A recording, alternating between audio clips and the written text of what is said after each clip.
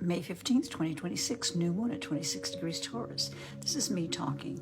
And this is a typical Taurus new moon vibe. Why? Because it's slow. If you try to rush through it, it makes you repeat it. You have to do it over. It's frustrating to get it right, but it is what it is. So you've landed ritualistically botanica under the illumination of a brand new moon in the very slow, methodical, resistant sign of Taurus. Why do I say resistant? Because I'd rather not say stubborn. It's not so much that Taurus is stubborn. It's just not within its character to move quickly and constantly change things up. Taurus is very methodical. It's about doing things a certain way and not necessarily making changes. That is why, in many ways, the sign of Taurus is associated with the fifth major arcana card of the tarot, which is the Hierophant. Most people look at the Hierophant and immediately think religious institutions because there's a pope and two people kneeling in front of him. And you think church, you think religious organizations, but you would not be completely accurate if that's how you interpreted it. See, this fifth card of the major arcana vibrates to the number 5, which in numerology brings in a change. That's a conundrum for the sign of Taurus, who resists change. And that's exactly what the Hierophant does. The Hierophant is the symbol of consistency, tradition, and doing things the way they've always been done. That's kind of what Taurus is all about. Taurus is the bull. Taurus is slow to move until it becomes angry and then it charges. Well, the Hierophant is resistant to make changes to tradition or the status quo of things.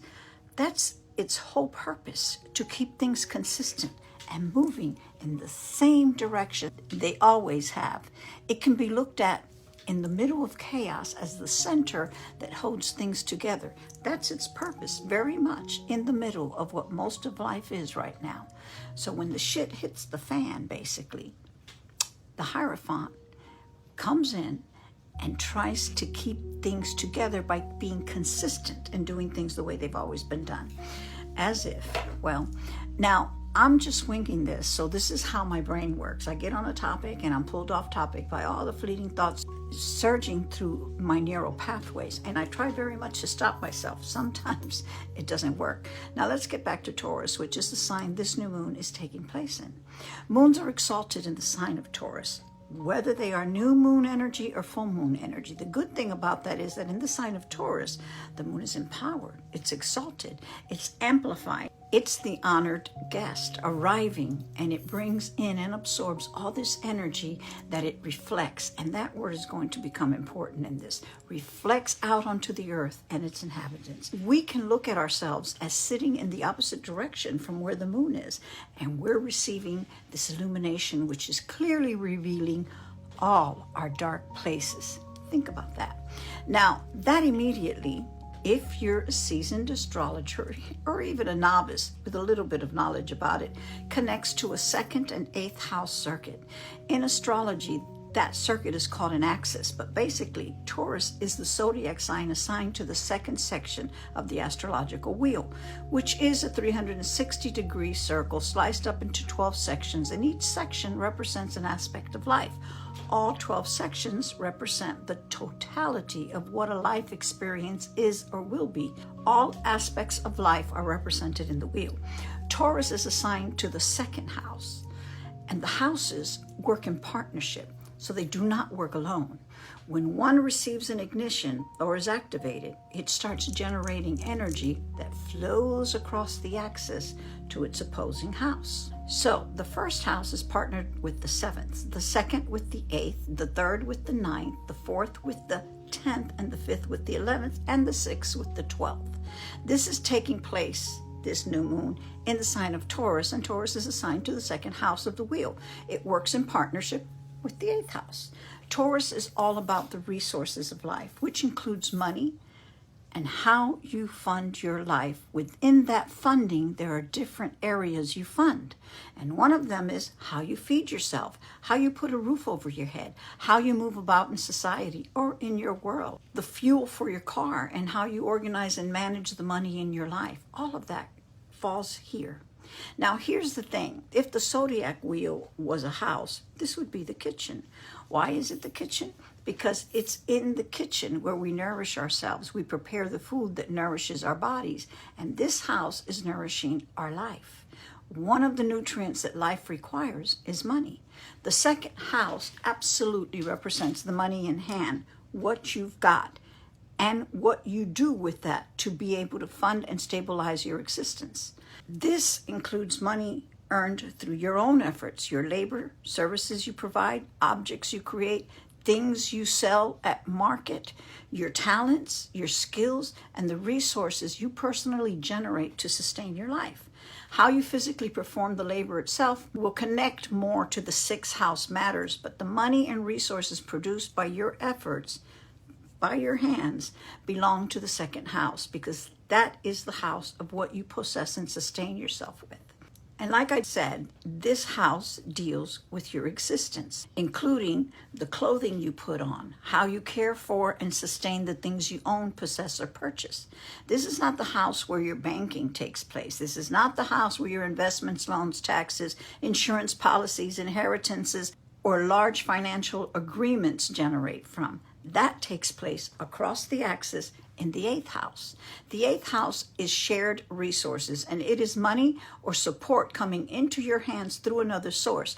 That includes loans, mortgages, inheritances, legal settlements, alimony, child support, credit cards, retirement funds, social security, welfare, insurance, payouts, trust funds, and even the goods of the dead.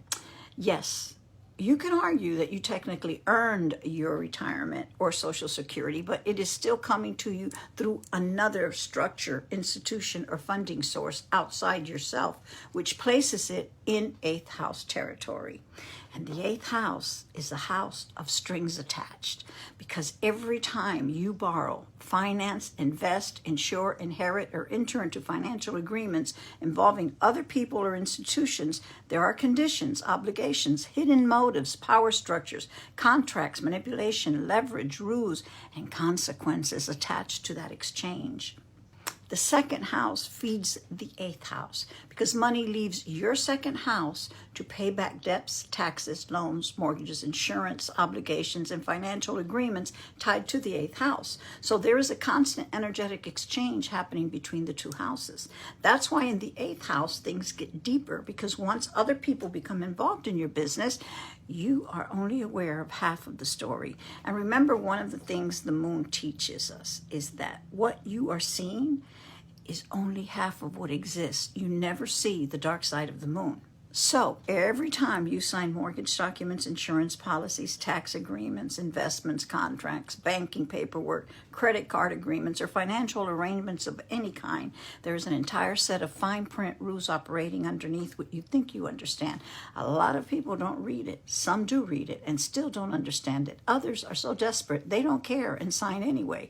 But hidden inside those agreements are the agendas, protections, control systems, penalties, leverage structures, and power dynamics of the source providing the resources. That's eighth house territory. That's Scorpio. And Scorpio is ruled by who? Pluto, the man of the hour, and Mars. And Pluto right now is in Aquarius. More about that in a minute. And because the eighth house rules hidden matters, shared resources, power manipulation, death, inheritance, taxes, and the resources of others, it requires research, discernment, investigation, and psychological depth to fully understand what you are actually entering into before you pull that energy into your second house and attach it to your survival structure.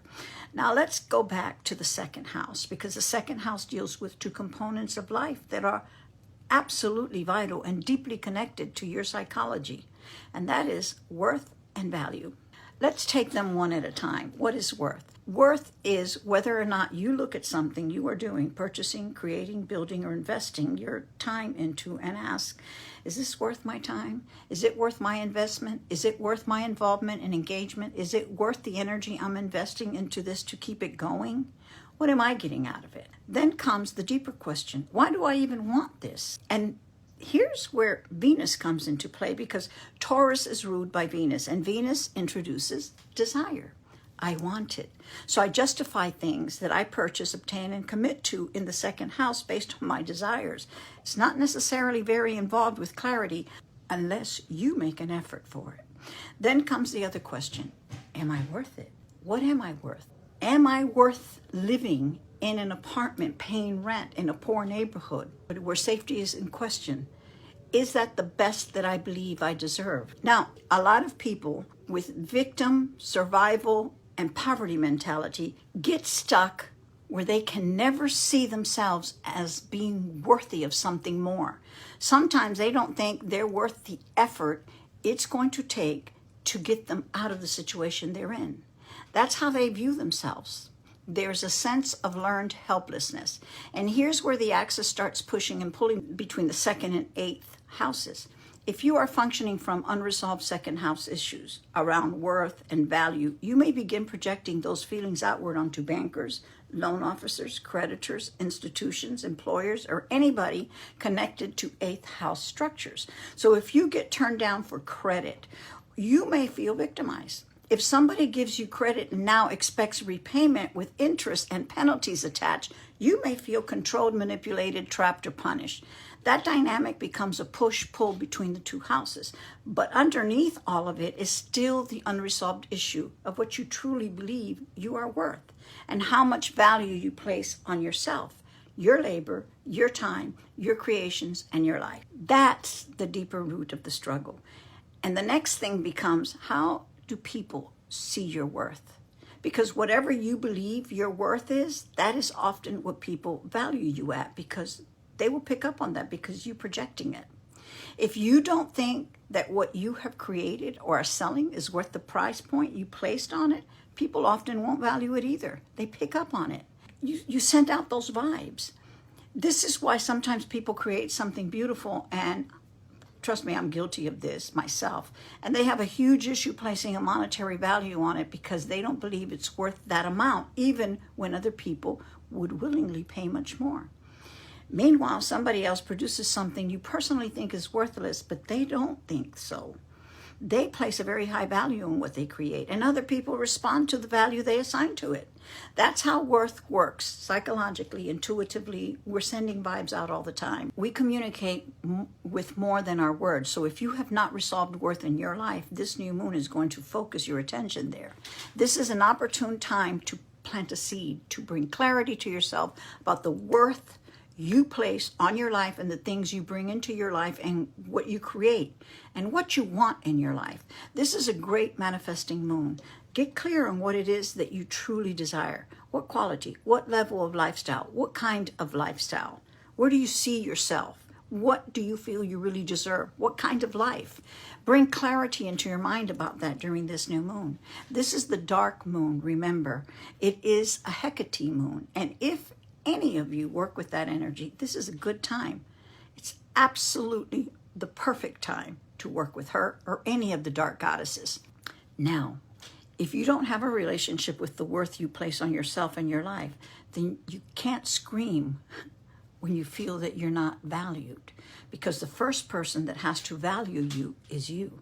So this is the time to start building that value for yourself. Because if you're not worthy to yourself, nobody else is going to value a damn thing that you have to sell. And this is also the place of relationship issues. Do you feel valued, or are you constantly dealing with people rescheduling on you, never having enough time to talk to you, not validating what you're saying, ignoring you or blaming you? Those are people who do not value you. And when people tell you who they are in your life and what you are to them, you got to believe them the first time. So the question becomes, what do you believe you're worth? Because otherwise, you're training people not to value you. Now, astrology likes to throw in a little bit more drama every now and then, and especially in this very dramatic new moon we're having.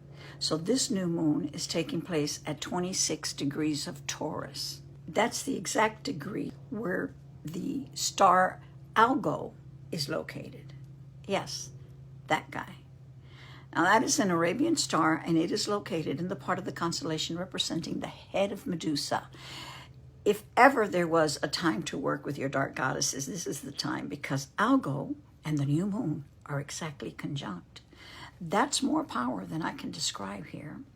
Absolutely, this brings in a huge focus because the story, if you don't know it, about Medusa was that she was a very beautiful woman, one of the people closest to Athena and involved with her temple. She was violated in that temple by a man and then betrayed by a woman she trusted, Athena herself, because instead of protecting her, Athena aligned herself with the violator, power, control. And the result was that Medusa became the monster she's known as today in mythology because her anger, revenge, and hatred contorted her. Now, that's the way the story was written. But remember, the patriarchy twisted this story to promote their agenda because they feared women who said no, women who stood up, women who dared call them out.